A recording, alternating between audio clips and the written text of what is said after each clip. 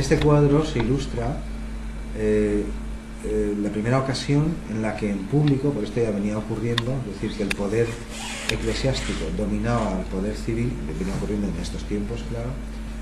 Ambrosio le prohíbe la entrada al oficio en la Basílica de Milán al mismísimo emperador, y sobre todo darle la comunión hasta que no cumpla penitencia. Es decir, Ambrosio resumió esta situación con la famosa frase, decía: el emperador está en la iglesia, no por encima de la iglesia. Es decir, es uno más de los nuestros. Fue una demostración de poder absoluta, en donde el poder eclesiástico, que era un poder más dentro del Estado romano, demostró que estaba por encima del poder político. Lo que ocurrió fue lo siguiente: en torno al 380 y tantos, no recuerdo ahora la fecha, en Constantinopla, este no es el circo de Constantinopla, ahora veremos un hidráulis representado en el circo de Constantinopla, se ha puesto aquí para ilustrar la situación, pero en el circo de Constantinopla pues había muchísima gente. Ya saben que esto era el espectáculo por excelencia de la antigüedad. Había partidos políticos, aurigas famosos, auténticas estrellas, de conductores de carros, y había uno, parece ser muy famoso, que fue detenido porque presuntamente había intentado cortejar a uno de los empleados de Buterico, que era un general al servicio de Teodosio, un militar. Es decir, uno de sus ayudantes, una persona importante, o bien porque era muy bello, o bien porque también practicaba estas costumbres de pagano, evidentemente la auriga las practicaba, porque si no, no hubiera intentado seducirle. Es decir, el auriga famoso intentó seducir a este personaje y fue detenido por ello, porque ya había leyes cristianas que prohibían estas cosas, pero la multitud de Constantinopla se enfureció. Es como si alguien, una estrella del cine actual, por intentar ligar con quien no debe, pues es detenido. Esto fue lo que ocurrió.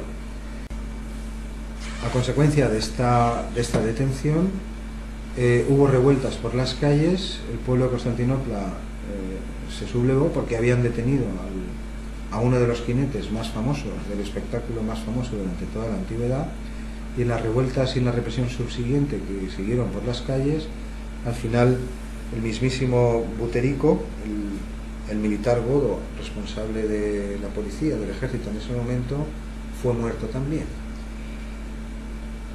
Como represalia, el emperador Teodosio, que evidentemente tenía un poder militar importante, ofreció unos juegos gratis a los pocos días, atrajo a buena parte de la población a la que hacía responsable de lo que había sucedido al anfiteatro, y una vez dentro hizo cerrar las puertas y el ejército entró y masacró a más de 6.000.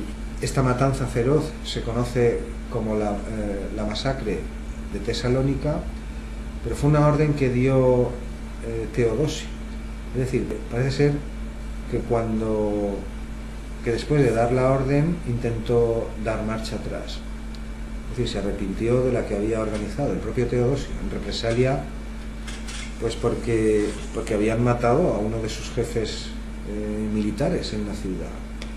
Pero cuando intentó revocar la orden ya era tarde, el ejército ya había entrado y allí cayeron, pues, según las fuentes, se estima que más de 6.000 civiles masacrados directamente dentro del estadio. Cuando Ambrosio se enteró de lo que había ocurrido, aprovechó la situación muy hábilmente y le prohibió la entrada en la iglesia.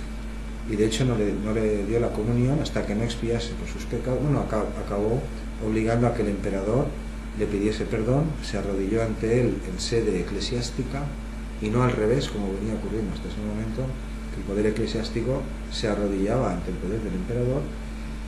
Y de entonces viene esta famosa frase. Por eso está Ambrosio aquí,